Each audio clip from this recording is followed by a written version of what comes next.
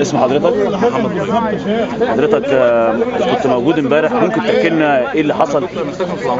شفت ايه بقى بالظبط؟ حضرتك واللي حصل بعد المباراه ما انتهت حصل التدافع اللي حضرتك شفته، في الجمهور كله جرى جوه الملعب. جمهور النادي الاهلي خرج لغايه السور الحديد اللي جوه، وطبعا كان في تامين هنا خارجي، في تامين خارجي هنا بره.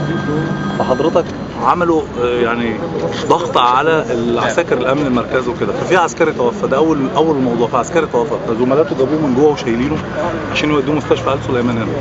فكل الجنود اللي كانوا واقفين هنا حصل لهم حاله هلع لما شافوا زميلهم توفى. في نفس الوقت كان جمهور الدرجه الثالثه بتاع مصر جاي بيحتفل من المنطقه دي.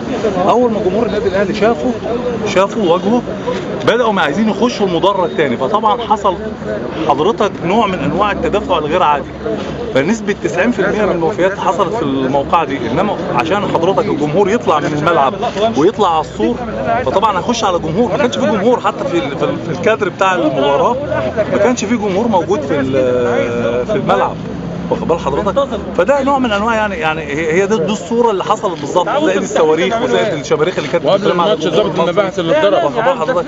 كانوا واخدين لوحات وداخلين بيها. طبعا لما اعترض الضباط على المكتوب في اللوحه، بداوا ان هم يعني برضه يعملوا معاهم ممارسات معينه، وده مألوف عند الجمهور كله.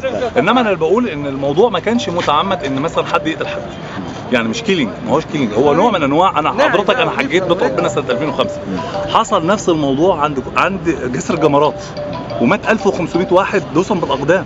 فده امر. اتفضل. دلوقتي وزاره الصحه ما اتكلمنا معاهم، بيقولوا ان الوفيات والاصابات فيها اصابات بقطع بآلات حاده، وفيها اصابات اللي هو ده مش جمهور بورسعيد على الدماغ وكده. ده مش جمهور بورسعيد. هل في اسلحه مثلا؟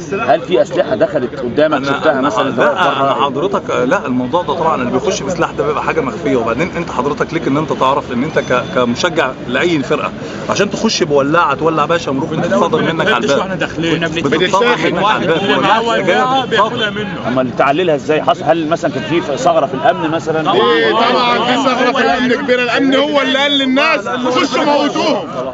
الامن هو اللي قال للناس خشوا موتوهم. ده مش بورسعيد اللي تعمل كده. ده مش اهل بورسعيد اللي تموت الناس. تحدفهم من فوق. بتكلم مع مدير وتحدفهم من فوق. ما ينفعش اهل بورسعيد تحدف الناس. مش ده مش اهل بورسعيد. امبارح بتكلم مع مش اهل بورسعيد. بقول له يا باشا محمد عضو مجلس اداره نادي مصر، الناس دي قال لي اطلع انت حموم، مش دول اخواتك اطلع انت حموم. امال قلت له انت جاي ليه بالعساكر دي؟ الامن هو كان بيقول لنا موتوهم، وبعدين واحنا كنا بنحوش عنهم. الموضوع من بدايته في ناس مدسوسه من هنا وناس مدسوسه من هنا. اللي طلع اليافطه ديت وقال لك بورسعيد البلد ما جابتش رجاله، دي اثرت بعد الناس الدخلاء او الناس المجرمين او الناس هم صرفوا كل ده. لكن اللي حصل دول مش بورسعيديه. مش بورسعيديه. ما احنا 100 سنه بنلعب كوره. وبعدين احنا غالبين ازاي؟ احنا غالبين وننزل ماشيين فرحانين. الماتش هنقتل الناس. وبعدين 2000 عسكري ساكتين بيعملوا ايه؟ 2000 عسكري ساكتين واقفين بيتفرجوا. انا كنت عضو مجلس اداره سابق للنادي المصري. المجلس السابق. اولا اللي ثانيه واحده بس. اتفضل. اسمك ايه؟ محمد ابو طالب. اتفضل. حضرتك اللي حصل بالفعل امبارح ان في ناس مش من جمهور النادي المصري، مش من جمهور بورسعيد، عشان ما نظلمش بورسعيد ونظلم جمهور مصر. واحنا النهارده مش جايين ندافع عن جمهور بورسعيد ولا جمهور النادي المصري، احنا عايزين نظهر الحقيقه عشان نشوف الخطا فين ونصلحه. تمام؟ اولا انا عايز اسال عده اسئله. مين المسؤول عن طفي النور؟ مين المسؤول عن فتح الابواب؟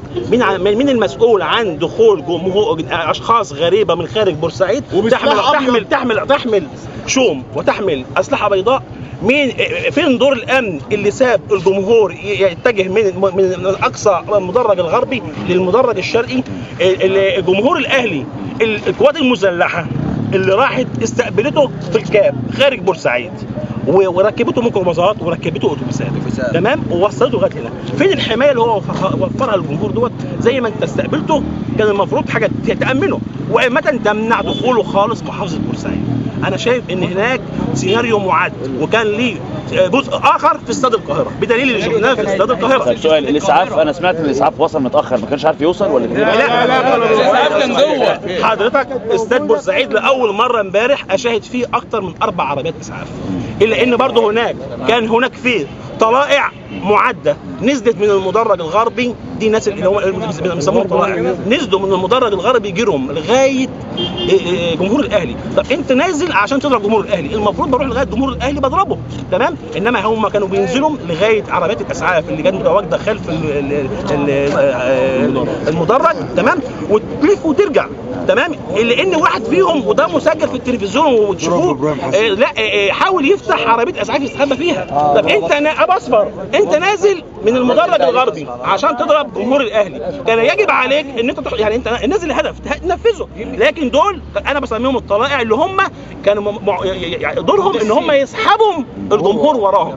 احنا جمهورنا بنقول احنا ثقافتنا قليله، جمهورنا برضو يعني ايه جمهور بسيط، معلش الانساق ورا هذه الهمجيه. تمام. دلوقتي انت عارف ايه اللي حصل في بين الشوطين؟ ما هي البدايه كانت بين الشوطين. ايه اللي حصل بين الشوطين؟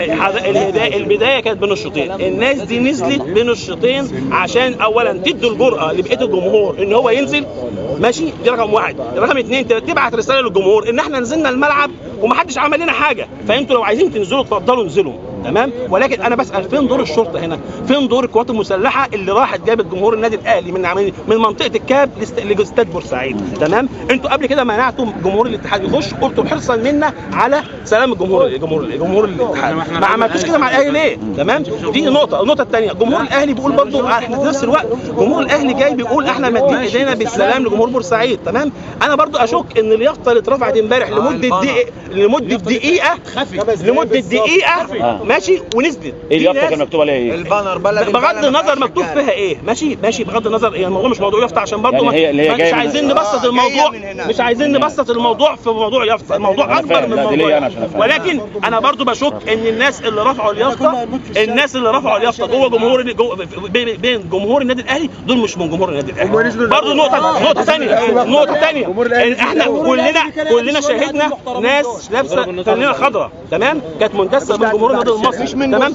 اولا الفانلة مش هي فانلة الالتراس المصري، الفانلة مش فانلة جمهور النادي المصري، بس هو ايحاء ان هم دول من جمهور النادي المصري. دي نقطه. النقطه الثانيه انا شفت بعينيا جمهور النادي الاهلي قاعد في المدرج الشرقي هنا، تمام، والمدرج ده مقسوم بسياج حديد طويل، ده صعب ان حد يطلع منه، تمام. انا شفت اثنين لابسين اسود طلعوا في المنطقه الخاليه خالص من الجمهور، ماسكين اللي هي الشماريخ وماسكين اللي هي الحاجات اللي بتضرب، ضربوا على جمهور بورسعيد عشان يستفزوهم ونزلوا تاني. دول مين؟ ومين اللي طلعهم؟ تمام.